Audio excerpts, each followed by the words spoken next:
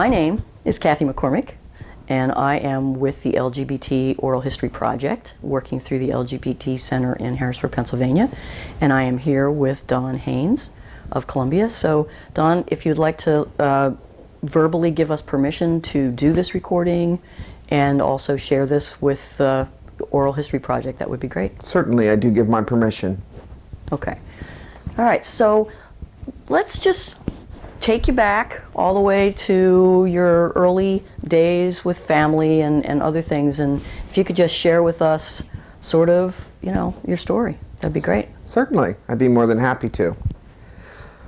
Well, I'm not sure really where to begin. I grew up in Lancaster County, native of Lancaster County. I was actually born in the city of Lancaster and lived there until I was 12, and then I moved out to the suburbs and lived there for quite a while. And subsequently, then I moved here with my partner in Columbia, Pennsylvania, 2003, actually. So I've always lived in Lancaster County, and having grown up here, and I know a lot, and I know the people and the culture and everything. And I actually have been quite at odds with a lot of the attitudes here, but I do see really a big change in the whole dynamics of Lancaster County now as opposed to years back, you know, when I first came out. Can you take us back to those early years? Well, I would consider the early years when it came out, which is about, came out when I was 23, and right now I am 52. And that was in 1987. And this was during probably one of the worst times either to be out as a gay man or to come out as a gay man. It was very, very oppressive, I thought, at that time. And it was something that I just learned to just live with, because I had to live with it. You know, I didn't move. I couldn't afford to move at that time, and it's something I had to deal with it and everything. I am a Roman Catholic, and for many years I was estranged from the church. I mean, lapsed Catholic. I mean, are there any other kind, really? But then, since Pope Francis came into the picture, then I joined the church again, and so now I am a practicing Roman Catholic again. But 1987 was quite a year to really come out. First of all, you had Ronald Reagan taking office, and that whole religious right, Jerry Falwell, moral majority, all that coming into play, Jesse Helm, etc. Combined with the national politics and the national attitude towards that time, plus with the AIDS crisis, plus living in an area, a very conservative area in Pennsylvania, was really quite oppressive, you know, in a way. Now, I was very, very fortunate that I had the love and support of my family when I came out. You know, I was totally blessed, and I always, to this day, very grateful for that, because not many have had that, and there are some people to this day that are not out to their families and to their friends and to their coworkers. But it was really difficult. It was really difficult, because if I would go out on a date with a man, to even as basically as some sort of a restaurant, all eyes would be on us, like we were, you know, landed from the planet Pluto, didn't know what to do, and the attitudes were such that, you know, they assumed that just because there was a man that was gay, he automatically had AIDS. And so that even permeated into the way I interacted with people, etc., because I knew that they had that perception, which was obviously very, very wrong and very, very uneducated. But considering the mood of the times, that's the way it was. And but I've seen tremendous strides moving forth. This whole gay marriage thing was something that I never even could have conceived of. And a lot of the younger generation, having not experienced this, and thank God they haven't, Many of them have not. Now, obviously, there is still a lot of that out there that is very nasty towards gay and lesbian youth and gay people and lesbian people as well, and bisexual and transgendered, etc. But coming out as a gay man, I just assumed that if I would have a partner, there would be absolutely no marriage. Our health benefits would not be the same. You know, either he would be covered or I would be covered, but we certainly couldn't be covered on each other's policies. We had to, you know, shore ourselves up with wills and property ownership and everything else to that. So we really had to seek a lot of legal protection from attorneys in order to, you know, write up these agreements. And who knows even if they would have been held up in court at that time, considering the way the country was moving and everything. And I was just totally shocked. I mean, I just couldn't even conceive it, that it was going to come to this point where it would be accepted, where gay men would be accepted, where lesbians would be accepted, where bisexuals would be accepted. And now the transgenders, they're finally coming into being accepted. Thank God for that and everything. But at that time, you were just basically invisible. You didn't come out to work. You came out to very, very few people. If you had this love and support of your family, that's wonderful. But going back, even if I would enter a gay bar or something like that, it would be nothing. It would be absolutely nothing to hear somebody scream out at you, faggot, queer. You always had to be on your guard. You always had to look at your surroundings, and you also had to be very careful. And you had to be very careful sexually. You just never knew. You just knew that it was a hostile world out there, and you just had to adapt to it. And it was just terrible. You grow up you know, you become of age as a man, you grow up in some isolation there, you know. And when I first accepted my sexuality through counseling and everything, when I was seeking social outlets, everything was so hidden. It was closed. You really couldn't get in anywhere until you really started to go out to bars and started to really socialize and everything. There was no touchstone to go to. There was no gay and lesbian community centers. There was no outreach at all beyond the Metropolitan Community Church. There was you had to find your way through that. And once you broke through that circle, then you could go to other resources and other resources. And I was part of a gay and lesbian group in Millersville University where I graduated. And, you know, even that, you know, had controversy even in Millersville at that time, which, again, Lancaster County and York County. And it was just a whole other world. And you lived in a whole other world, and you traveled in two worlds. And those worlds would sometimes collide, and you'd have to deal with those two worlds. Now it's just wonderful. You don't have that oppression anymore, at least in this area, per se. And I never thought that you know, I would be at this point in my life seeing this, where there's hope, where there's you know, with people with AIDS living longer, and people with all these organizations and all this status, and you know, and to the point where, you know, I'm not married to my partner, but we're domestic partners, and my partner is covered under my insurance. I never, ever, ever, ever thought that would happen. I mean, this to me was as foreign as some alien coming off of the planet somewhere, you know, like the Twilight Zone, you know, figuring this out. And, you know, having worked for the state of Pennsylvania, I certainly did not expect that. Is that still where you work? Can you talk a little bit about where you work? Well, I just work for the Commonwealth. I really can't go into specifics about the agency because they get, you know how it is, they get really funny about you talking. But I work for the Commonwealth of Pennsylvania, and I've been employed there for 20 years. And Commonwealth has always been very accepting. And one of the reasons I geared toward Commonwealth employment was because, number one, I had a union and they couldn't fire me. I mean, well, they can, but you know what I mean. You have a union where you have that protection. And also, I was very impressed with Governor Schaap in the 1970s taking a very brave stance about, you know, about including gay people and accepting gay people into state government work, which was really quite progressive. And I always attributed Governor Schaap for bringing that in.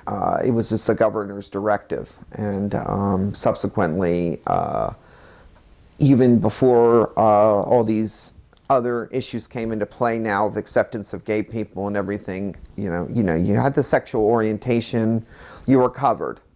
I mean, you had protection, whereas with any other employer, and you still don't in Pennsylvania, which I think is just totally tragic.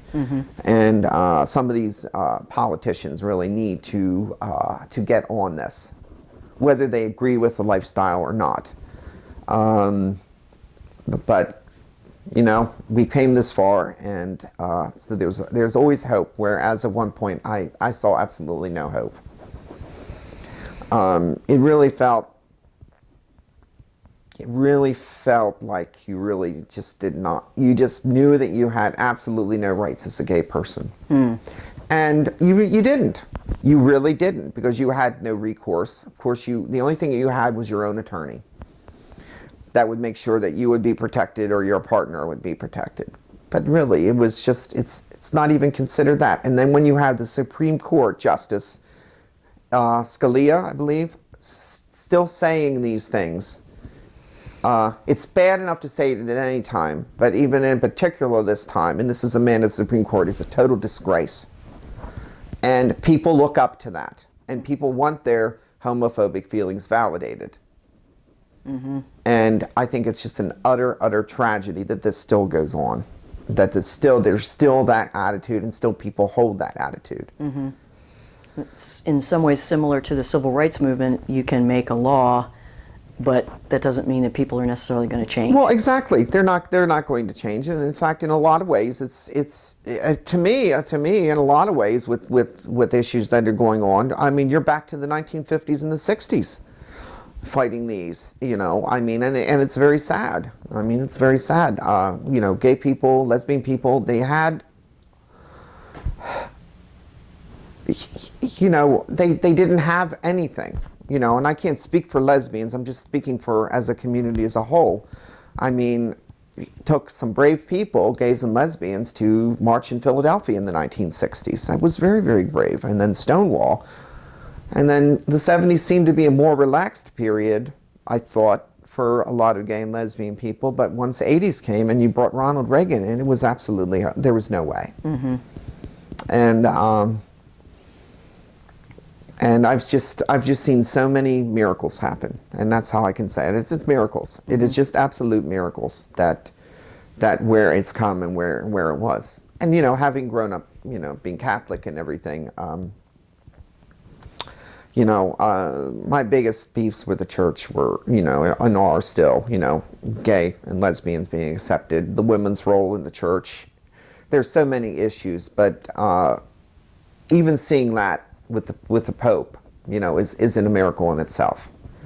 And really, I'm hoping that the Catholic Church will start changing certain things, but, you know, I'm just glad with everything, the way things are moving and everything. Are you mentioned that you are a Roman Catholic. Are you part of a church community now? Yes, I am. Yes. Are you out in that community? Not necessarily still. I mean, I am. I'm out, but not out. They know that I'm gay. You know what I mean? I can't say that I declare it up and down, you know? So, and that does bother me. You know, that does bother me that I can't totally be myself in there. But I can take what I can out of it and just ignore the rest or deal with the rest. And, you know, it's pretty much, I just view it as pretty much as women who might practice birth control. Right, they're not necessarily announcing that. They're not necessarily announcing that, and I don't want to compare myself to what anybody's struggles is, but let's face it, everybody in the Catholic Church has something or other that does not jibe with church doctrine. And to me, it's like all religions or anything like that. You just take what you can get out of it and don't really support the rest of it. So, and it still is an ongoing struggle, really, with me, to be frank. You know, but I'm blessed that I do have a very supportive type church that does not judge me on my sexuality. At least, not, inside the church, etc. And that's the way Columbia is, I would say. You want to talk a little bit more? You mentioned before about Columbia as a unique community. Could you talk a little bit about that now? Well, Columbia's a very unique type of a community. My father's side of the family has roots here, relatives here, and I always considered it more of a smaller version of a Lancaster city. It has all the elements of a small version of a Lancaster city. It still has a larger population where you can pretty much disappear and do your own thing or get out and be involved. So there's 10,313 residents or something like that here. Columbia, surprisingly, for a Lancaster County town that is very, very gay and lesbian tolerant. When I moved in, not having grown up here, I wasn't sure. It's like any new place when a gay person or lesbian person goes in, they're not really quite sure what type of an environment that you're going into that is not a metropolitan type area or a large city, large metropolitan area. Particularly when you go into not even necessarily a suburb or a township, but when you go into a small town. You just never know what it's going to be like. It's been totally 100% accepting. I mean, it's just like, you're not like the token gay, in other words, it's like you could be, or the token lesbian. You're not the token person, you're just a part of things. You're just, that's just you. You happen to be gay, you happen to have a male partner, that's just you. Equally treated in all ways.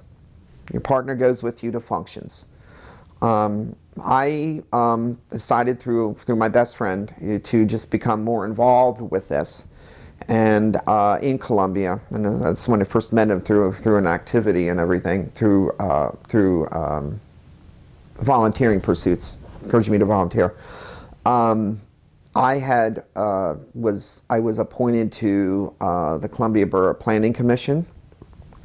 I was chair of Columbia Borough Planning Commission. I was appointed zoning officer at Columbia Planning Commission, which I'm currently a zoning officer. I serve on the Columbia Historic Market House Trust. I served as chairs for various tour organizations and events or things like that. And not once was my sexuality or my partnership with my partner David was that ever considered. And and there was no controversy. There was no, oh, we got a gay guy on there. It was nothing like, and that would have been okay too. But but there was no controversy. Well, here he is. He has the qualifications. Let's do it. And let's put him on. And to me, it was nothing short of a miracle, because when David and I came here to settle, and David's from from Cumberland County, when I came here to settle, and we came here, we just thought we would just slip into a normal small town life, just hone in on our friends that we have and let it go, let it be. But just being part of everything and being able to make a community better and not having one's sexuality get in the way of that, and being actually appointed to positions of power, i.e. when I say power, where you can determine the fate of your own community without all the politics getting in the way, without your sexuality and the politics getting away, was nothing short of a miracle. I mean, I would have never, I thought, oh my God, try this in Quarryville, Halifax. You know what I mean? I mean, it's just really something. But Columbia always had a liberal attitude, I think, because it's a historic town. It's a historic town. It has the river. It had the trains. It had industry. It had people coming back. We had a red light district. And people have had gay relatives. And I have too. And it was from this area, and it was just accepted. It was just totally 100% accepted, and it was never an issue, at least for me. Never. I mean, I can only count on 2 occasions was anything done homophobically, and that was so minor it doesn't even bear really even going into discussion about it, because it was not the norm. And it certainly had nothing to do with anything related. One thing had nothing to do with related to my sexuality, but my sexuality was used to justify some sort of a criticism of decisions I made when I was on the Market House Trust. You know, so, and one was just probably just an out-of-town person or something. You know, I don't know, but even then it wasn't really that, you know. But I cannot say, I mean, I've always been comfortable here, comfortable being myself, and so is David.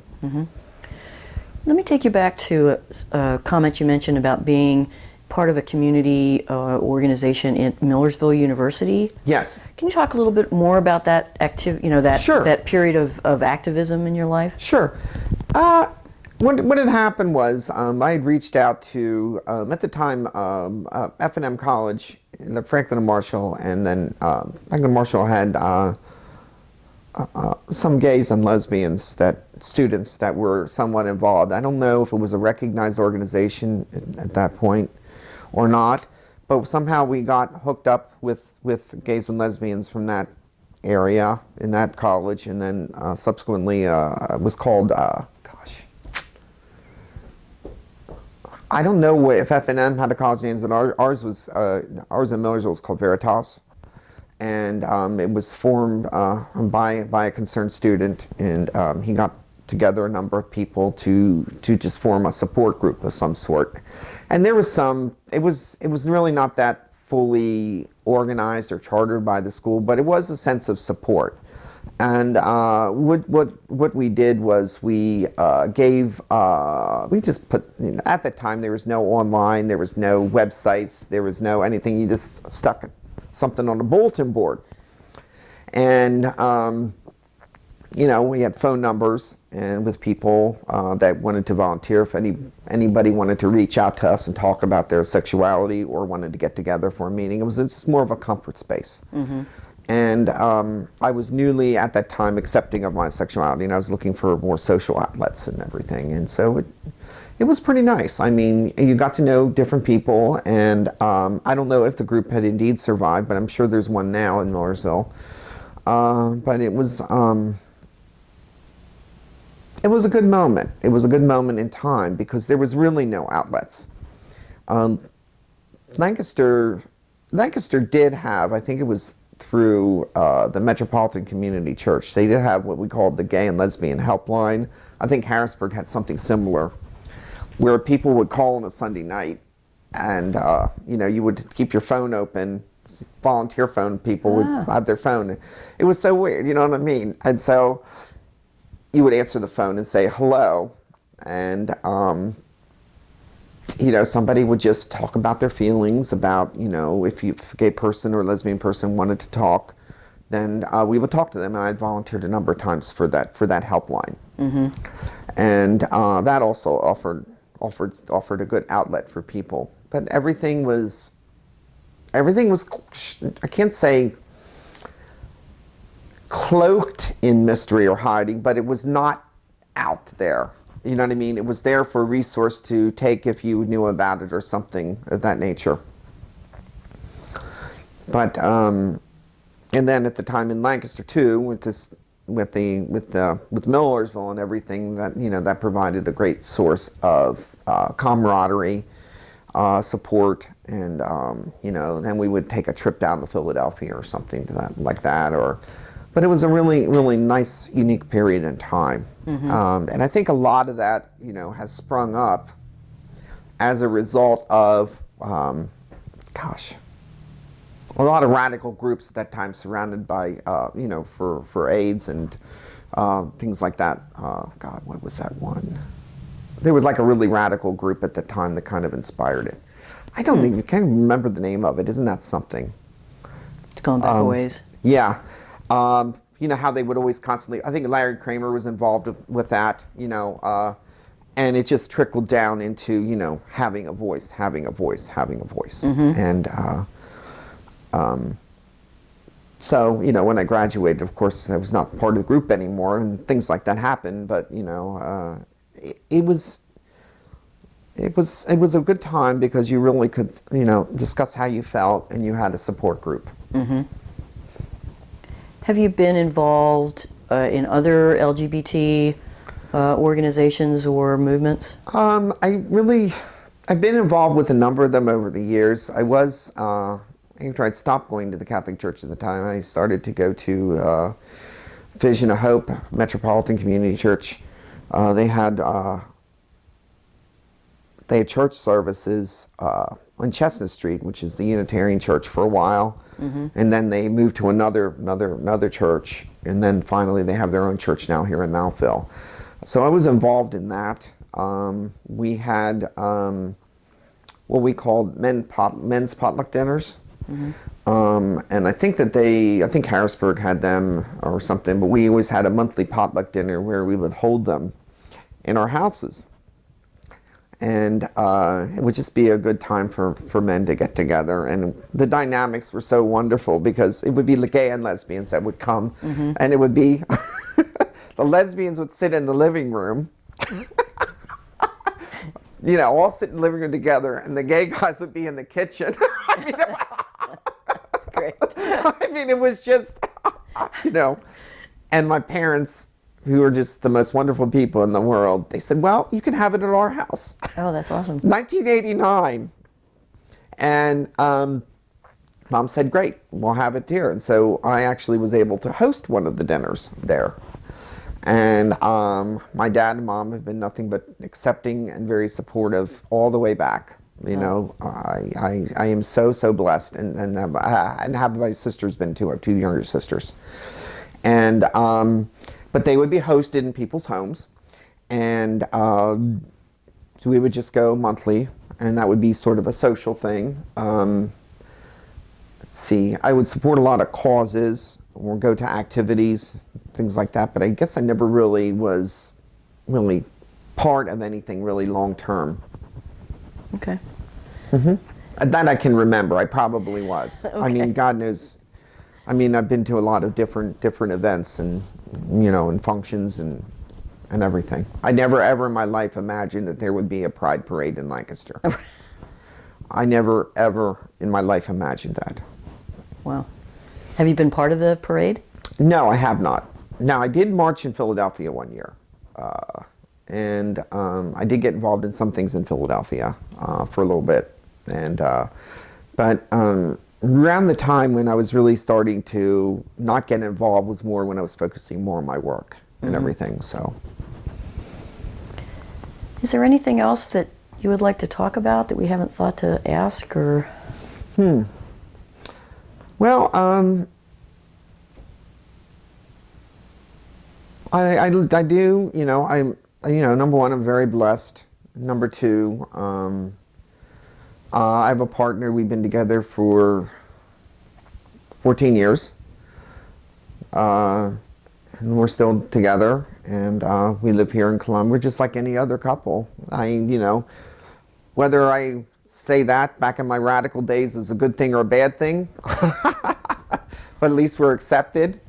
Well, we have really good and supportive friends, straight friends and gay friends.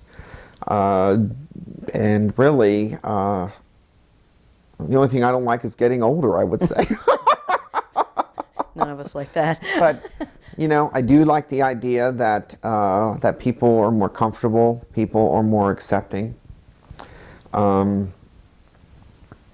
that, I'm a professional. I graduated from Millersville University with a Bachelor of Arts in History. I'm a trained paralegal, but I do work for a state and in the state for another capacity. I do a lot of volunteer work, which I'm really passionate about. It's more centered towards community development here in Columbia, etc.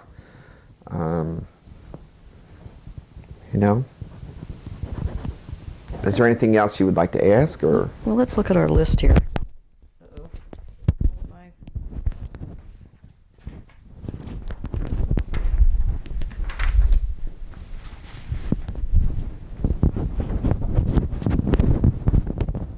Okay, I pulled my microphone out of the All right. holder. You've talked quite a bit about everything that's on this list. Well, let's ask this question. You know, obviously, you've talked quite a bit about the changes that you've seen. Mm-hmm. Yes. What changes remain? What's left to be done? What's left to be done? You mean as far as the gay, lesbian, bisexual, transgendered? Mm-hmm. Employment. Employment? Definitely employment. As far as government goes. I mean, as far as the laws go. Okay. Definitely non-discrimination of employment. And I think a lot of that is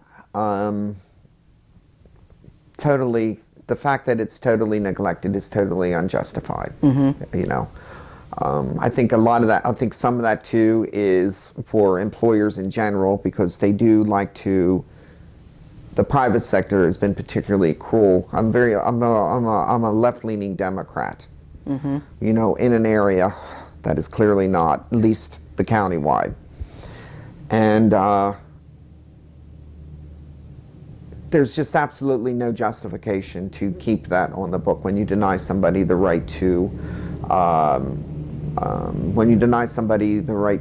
not having to be fired, so to speak, because of one's sexual preferences. Do you have friends who have experienced that? Or have you seen that? I've not seen that, thank God, but I would not be surprised if you turn that phone off, but anyway. I think it's fine. Okay. I have not seen that, but I would not be surprised, because I think sometimes private sector employees want that in there anyway, because it'll give them further ammunition to fire, in case they need to fire them. Particularly these local and statewide faith-based organizations. You know, there's just no justification for it, and I think you know, although the government should stay out of the church and the church should stay out of government, which is not always the case, as far as the church influencing what government does. You know, I think churches have to really start coming around too, and really be practicing. You know, really be outreaching to the gay, lesbian, transgender community, and they have to stop preaching from the pulpit. They have to absolutely stop that, because that just encourages it. Private industry, they may have, some of them probably do have the lip service, but really when it comes right down to it, they're not doing their fair share in making sure this happens. They are not doing their fair share. And you know, whether you piss off a few stockholders or not, that's not the issue. It's a matter of justice. And also housing and discrimination ordinances. You know, there are other things too. There are still so many laws, even though we have the right to marry, there are still so many laws on the books that still remain, because we have politicians who are basically spineless, that do not want to do anything about it, because they don't want to upset that one voter or this other voter and that voter or whatever. I mean, you know, grow a backbone and just do what's right, whether you agree with the lifestyle or not. And that's not their issue. That shouldn't be their issue. So it's definitely the employment discrimination, also the housing, and also there are many equal opportunities that gay and lesbians and bisexual, transgendered do miss out on. I think frankly it is easier to be, and a lot of it is, if you're a man, if you're a white male, obviously it is easier for gay men, to an extent, I'm saying, because there are still, you know, there are women's issues that are not being addressed, and that I fight the Catholic Church tooth and nail about these things. And you know, being a woman, you know, obviously is just women, lesbians have that other disadvantage, you know, not disadvantage, but, you know, struggles, I should say. And there's just not one single reason why this should occur at this time. And I just think it's the spineless politicians. And the only reason it came forth is because of court decisions. And the courts are making the decisions which they think is right. I mean, this country is not about discrimination, although it has much blood on its hands. And it's that acceptance of more openly gay politicians, acceptance of, which I see, and I pay tribute to Brian Sims in Pennsylvania for taking that brave step and really running and actually, doing something about it, as opposed to some that do not. And really, I think, and I do think politicians should be outed if they are of these if they do have an orientation that goes and they preach against it. Ordinarily, I don't advocate outing of people, but if they directly go against gays and lesbians, and then they themselves are that is disgraceful, and that should be outed. And I'm just, the political climate itself, I'm having a problem with. Otherwise, it's great. Movement for gay and lesbians, bisexual, trans, it's great. It's moving really in a good course, but I just see so much being turned back. And a lot of it is angry white men. Yeah. Angry people in general, I should say. Angry men, angry women. People that vote against their own interests, I cannot conceive of it. I mean, if a woman chooses to have an abortion, what business is that of mine as a white man, or a man in general, to tell her that she has to carry a fetus to full term? That is none of my business. Roman Catholic or anything, it's none of my business. I am not going to tell a woman she has to have a baby. And I'm not going to tell a woman she can't take birth control. I mean, and I'm not affected by this, really. I'm a gay man. When I say I'm not affected, meaning that I think more men should be looking at this as a women's right issue. That's what I'm trying to say. Okay. And I guarantee you that if men would get pregnant, there'd be an abortion clinic on every corner. I'm convinced. And I just don't understand why the politics are leaning so far right to the point of absolute ridiculousness. Right. And then you have Fox News, which is another story. All right.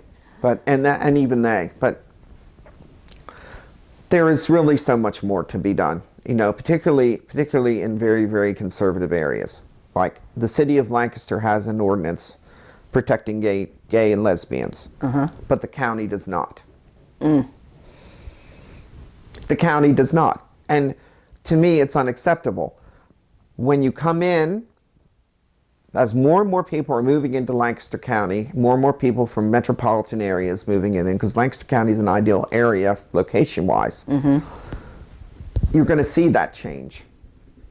But you're still going to have people that have that problem with it. And you know what? That's their problem. They can think what they want. They can preach what they want. They can do what they want. So far as that's their beliefs. But don't hamper our life with your beliefs. Yeah. And too many people are in other people's business. Instead of worrying about whether gays should marry, they should worry about the inequity of the income. They should worry about the minimum wage. Instead of writing a huge letter blasting gay people, they should go to a soup kitchen and volunteer. Instead of worrying about what a woman does with her own body, they should be going and giving to the poor. And that's what I find infuriating. Okay. And it's my liberal politics, but on the other hand, I can be very thankful because, in a way, I always thought Lancaster still was stuck in a 1950s mentality as far as attitudes and everything. I really do. And I think that 50s attitude lasts to this day. But I always thought that, if I were to stay in Lancaster County, which I did, I stayed in Lancaster County in 1987. My goal was to leave Lancaster, like many other people, And right now, I always visioned at that time, if I would stay in Lancaster, it would still be just living a really repressed, closeted to a lot of people lifestyle. Mm-hmm. And it's no way to live. That's no way to live. I mean, if you can't be yourself. I mean, if you're private and you want to live that way, that's fine, no judgments. But, you know, to live in fear, there is no justification why you should live in fear. And we're seeing this worldwide now too, you know, as far as, you know, some of the nations overseas.